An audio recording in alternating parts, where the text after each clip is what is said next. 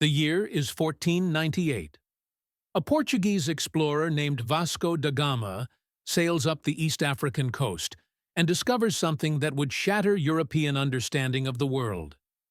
He finds magnificent stone cities with multi-story buildings, bustling ports filled with ships from India, Persia, Arabia, and China, merchants trading gold, ivory, silk, and porcelain, sophisticated urban centers with running water and coral stone architecture. But here's what they don't tell you in history class. For centuries, African kingdoms dominated the Indian Ocean trade network. These weren't primitive societies, they were maritime superpowers. The kingdom of Aksum was considered one of the four great powers of the ancient world, alongside Rome, Persia, and China. The Swahili Coast controlled trade routes stretching from Madagascar to India.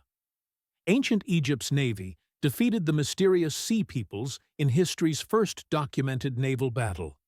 So why have you never heard of them? Think about it. When you picture ancient maritime civilizations, you think of the Greeks, the Phoenicians, the Vikings.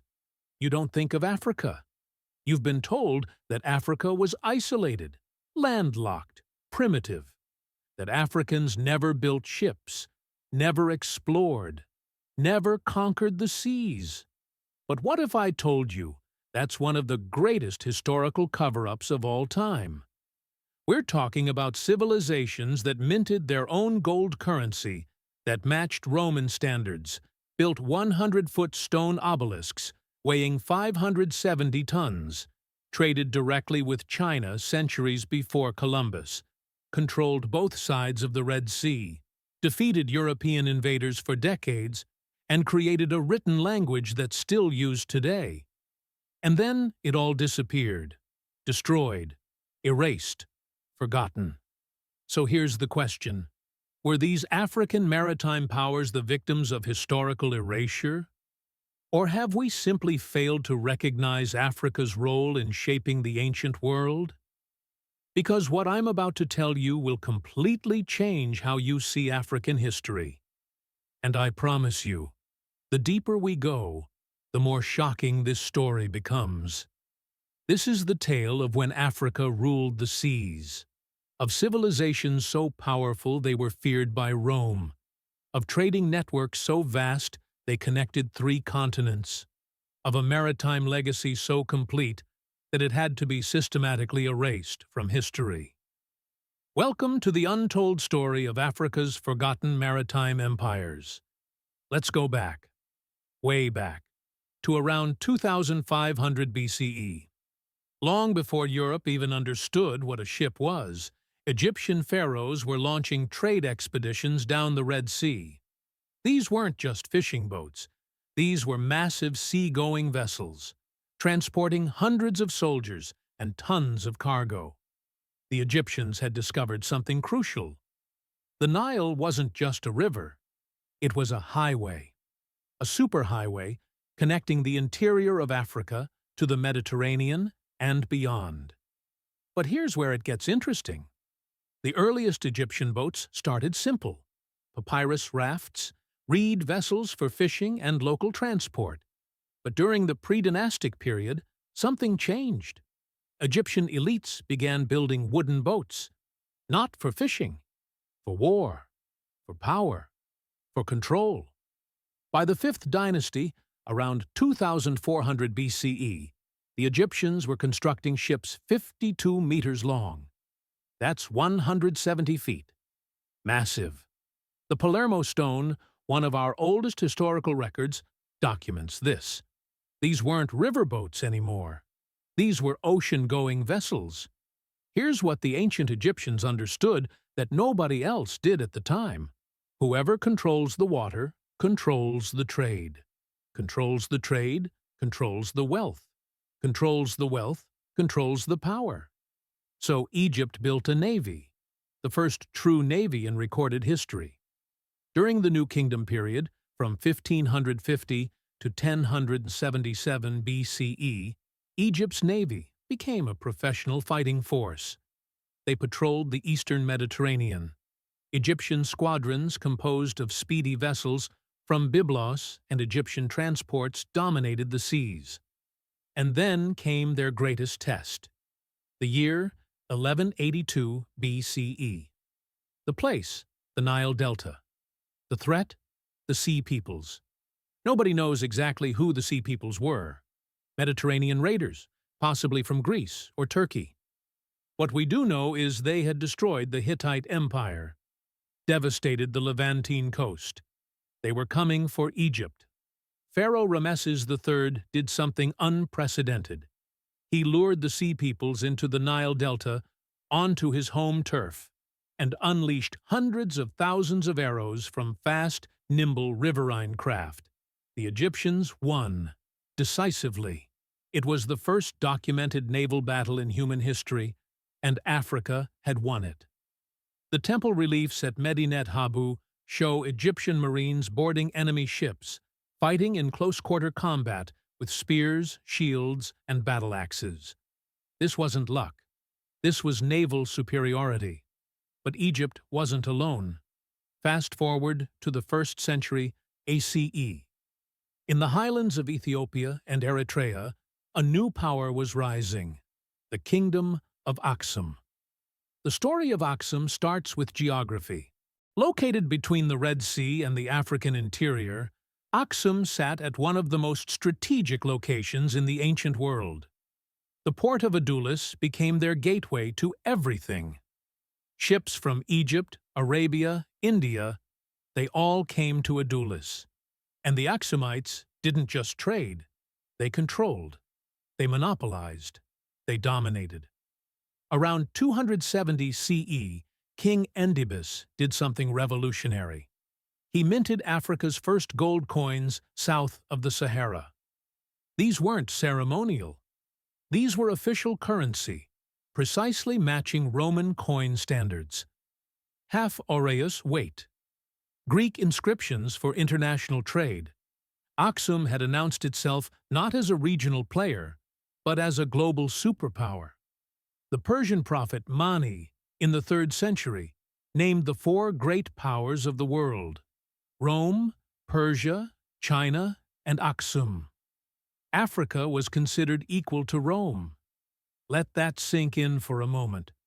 An African kingdom was mentioned in the same breath as the Roman Empire. Meanwhile, along the East African coast, something else was happening. From the 1st to the 6th century CE, Bantu-speaking peoples were settling along the coastline. They brought ironworking technology, agricultural skills, and an entrepreneurial spirit. They began trading with passing merchants from Arabia and India. Small fishing villages transformed into trading posts. Trading posts grew into towns. Towns became cities. By the 7th century, Arab and Persian merchants started settling permanently on the coast. They intermarried with the Bantu populations. Languages blended, Bantu grammar with Arabic vocabulary. Islam spread. A unique culture emerged. This was the birth of the Swahili civilization. The word Swahili comes from the Arabic Sawahil, people of the coasts. And these people were about to build something extraordinary.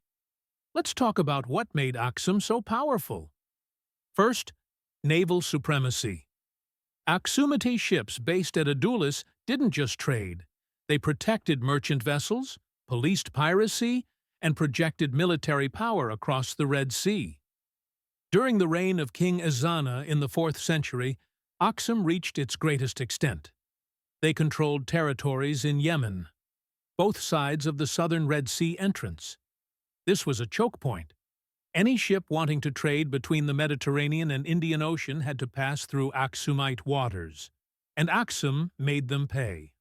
Second, natural resources. The highlands produced wheat, barley, and livestock.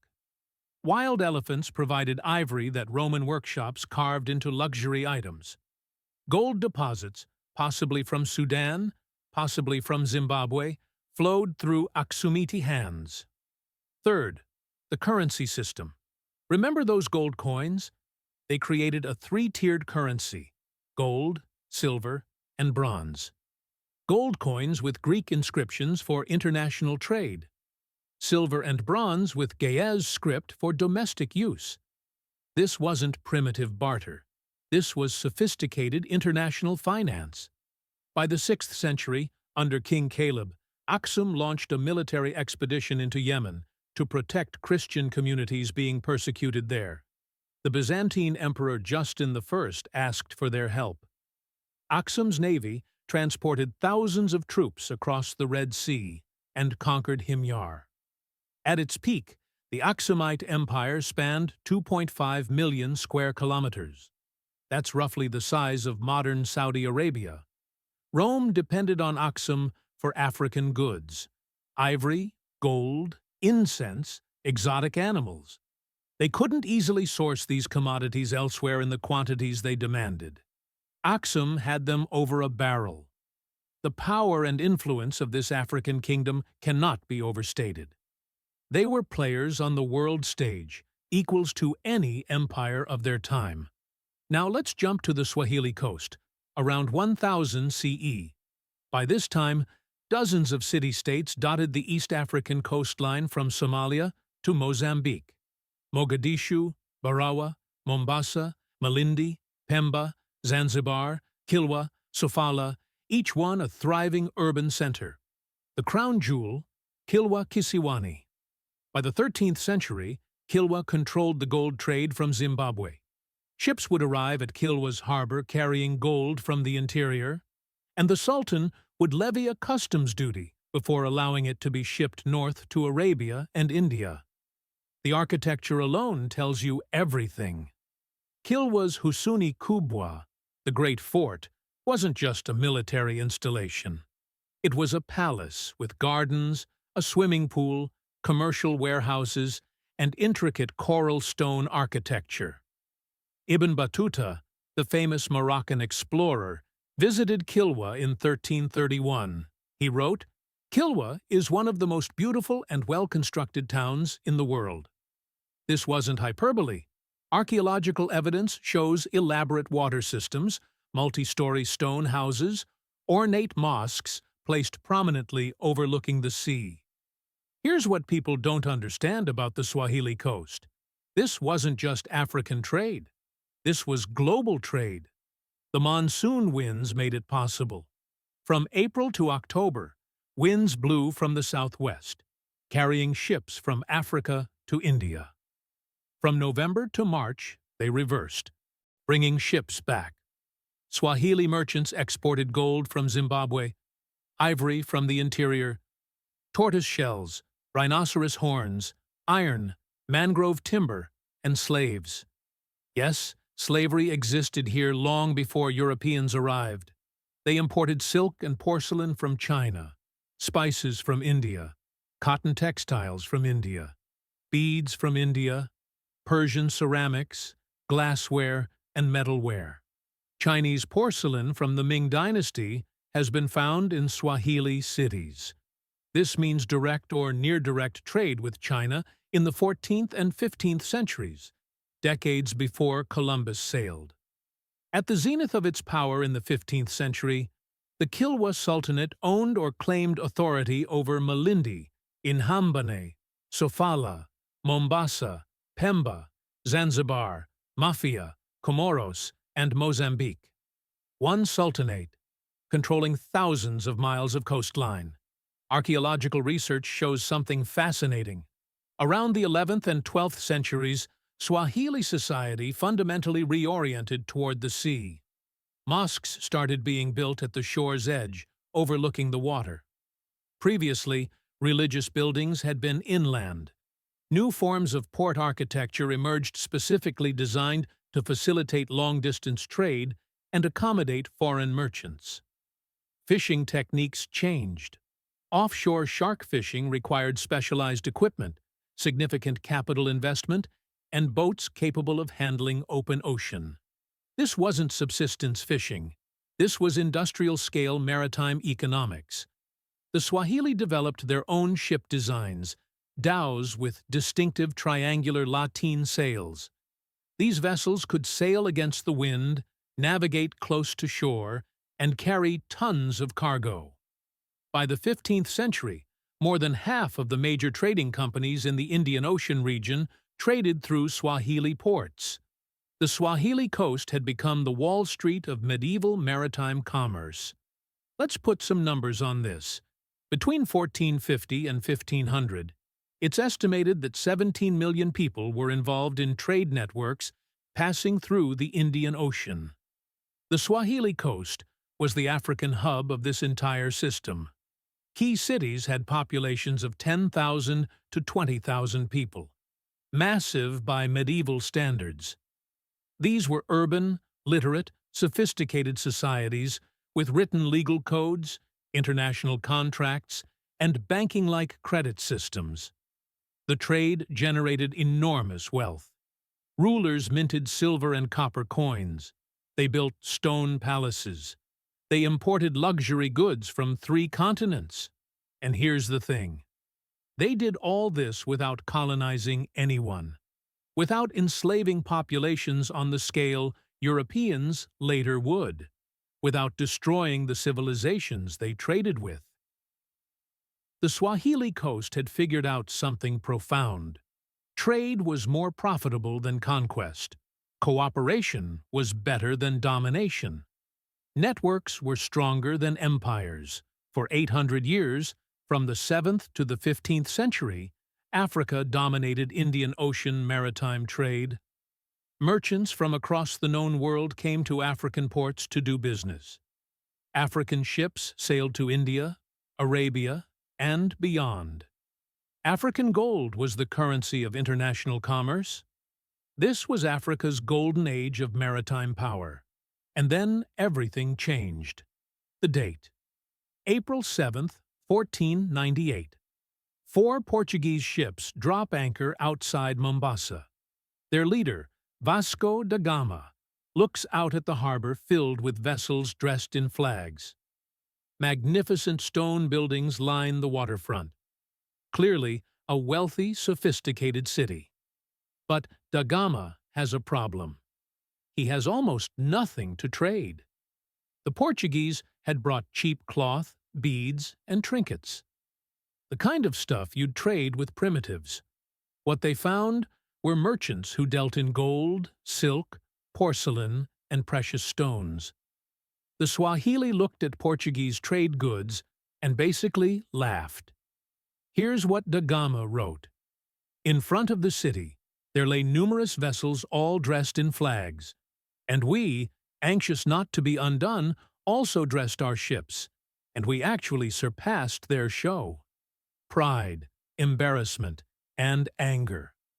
The Portuguese had sailed around the entire African continent, a journey nobody in Europe had accomplished, expecting to find backward peoples they could easily exploit. Instead, they found civilizations that were economically and culturally superior. Within days, relations soured. The Sultan of Mombasa invited da Gama to visit the city. Da Gama refused. Suspicion grew on both sides. Small boats from Mombasa circled Portuguese ships at night, possibly trying to sabotage them. Da Gama captured some Mombasan merchants, brought them aboard his ships, and tortured them for information. Then the Portuguese sailed north to Malindi. There, da Gama learned something crucial. Malindi and Mombasa were rivals. He could play them against each other. The Sultan of Malindi, hoping to gain advantage over Mombasa, gave da Gama something priceless: a pilot who knew the monsoon routes to India. That pilot guided Portuguese ships across the Arabian Sea.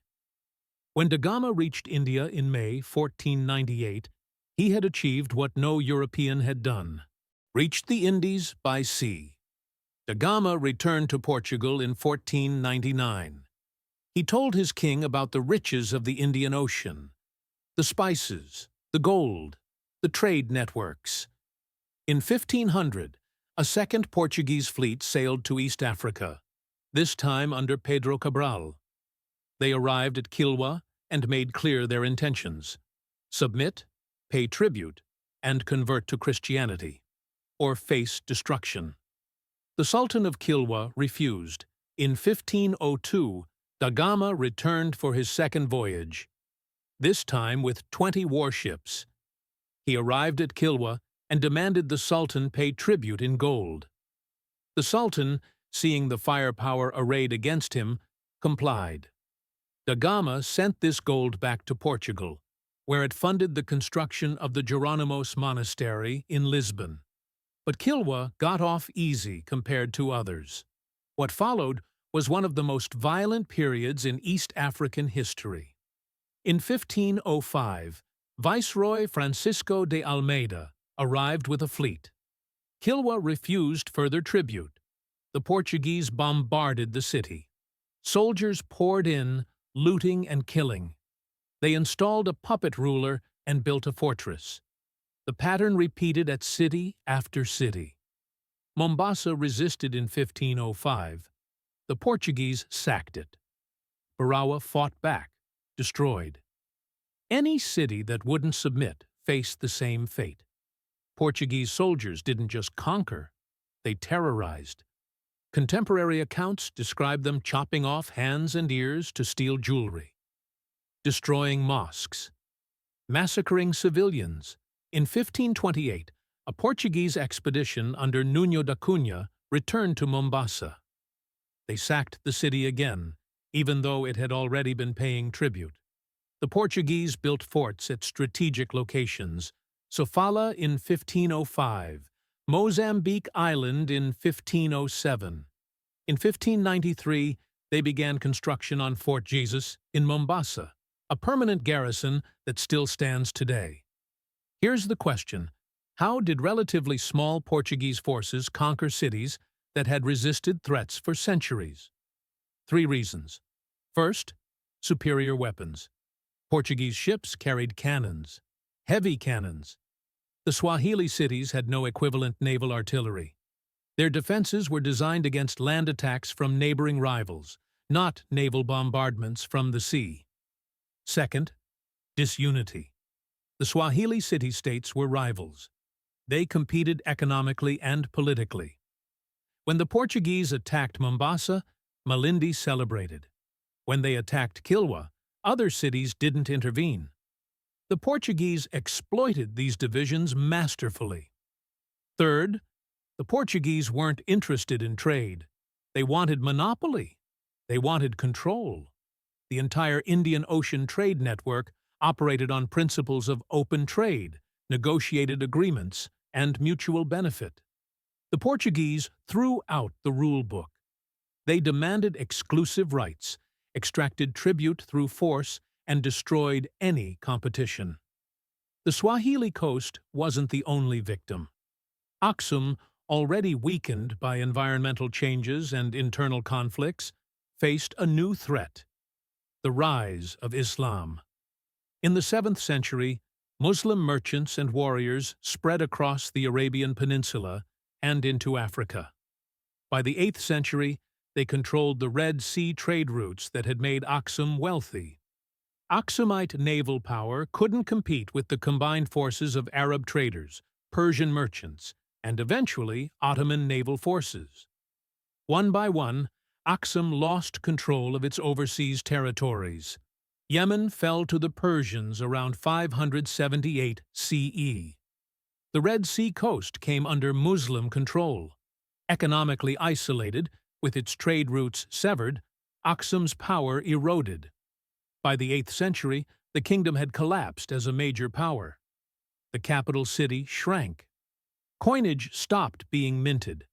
The civilization that had once stood equal to Rome faded into the Ethiopian highlands.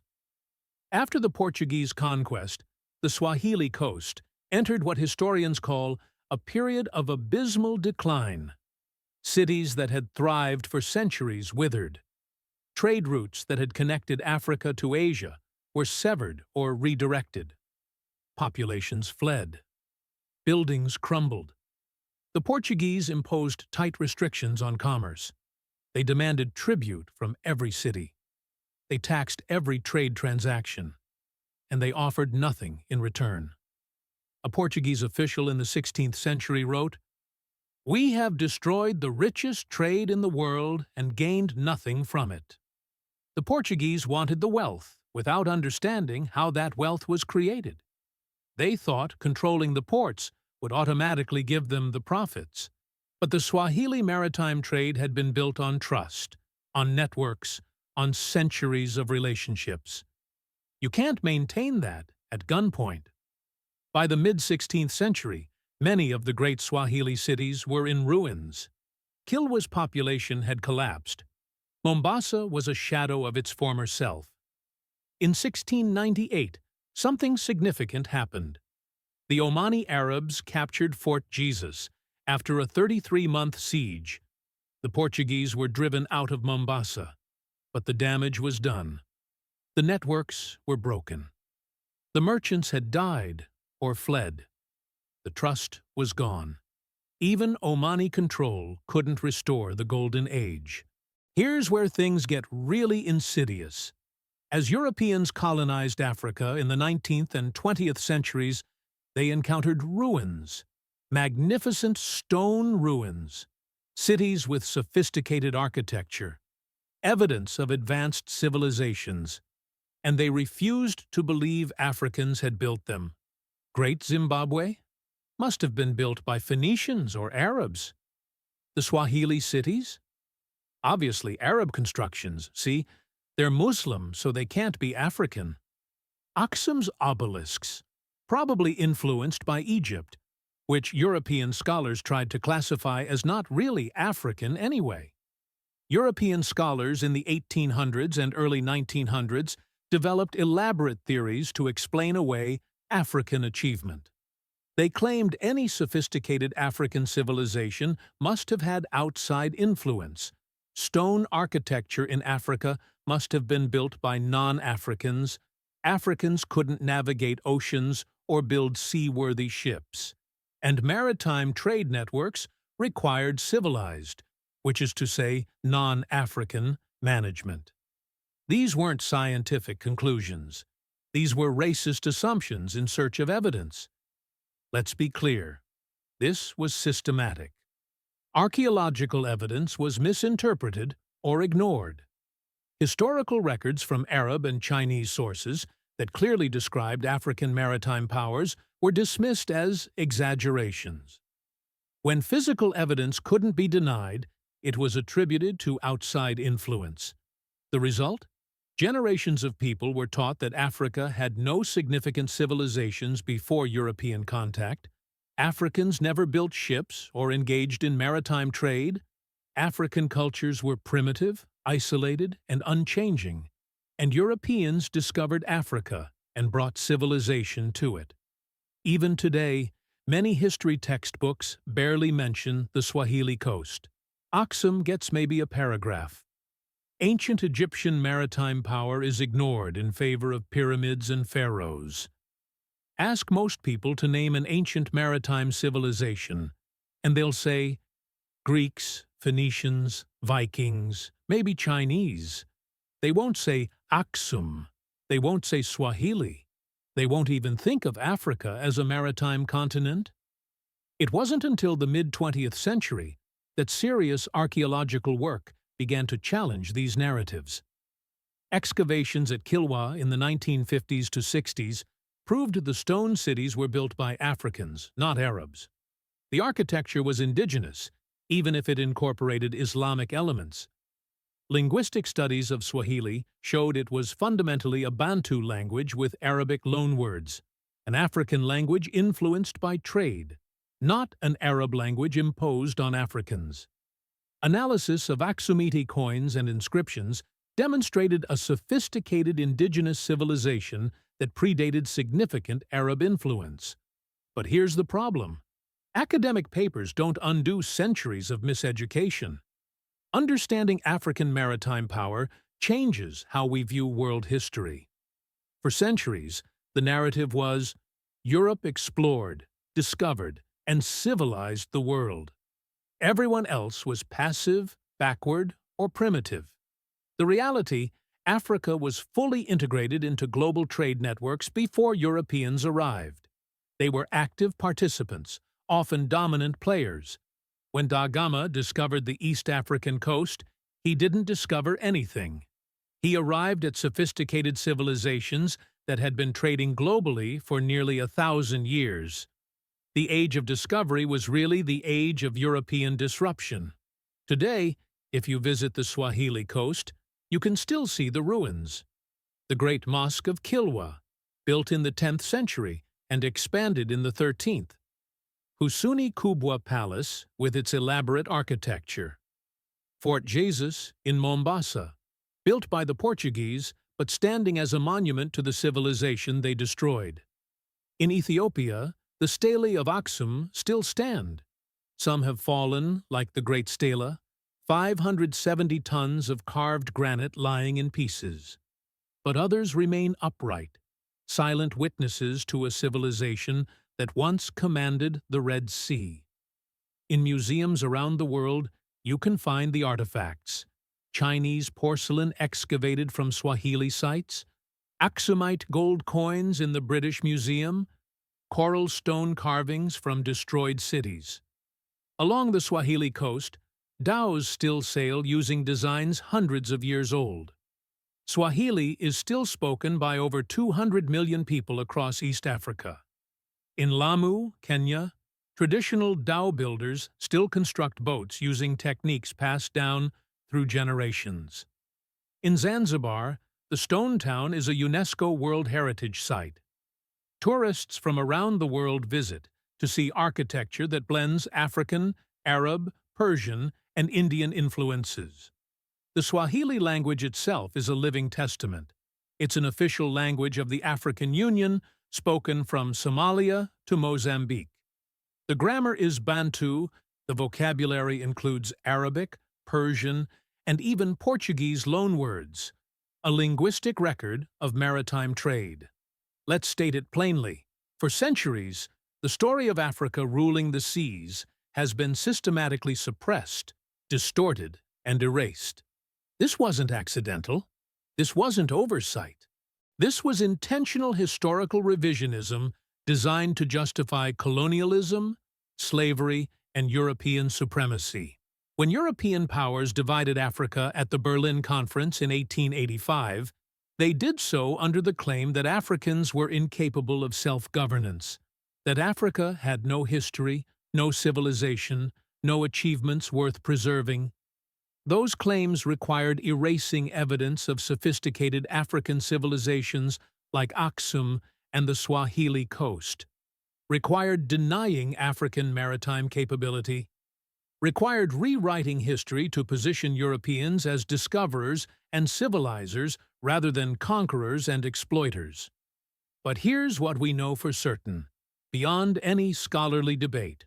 From the 1st to the 16th century CE, African civilizations were major players in global maritime trade.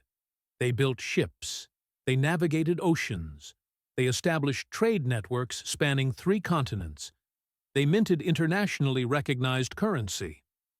They built cities rivaling anything in medieval Europe. The kingdom of Aksum stood equal to Rome.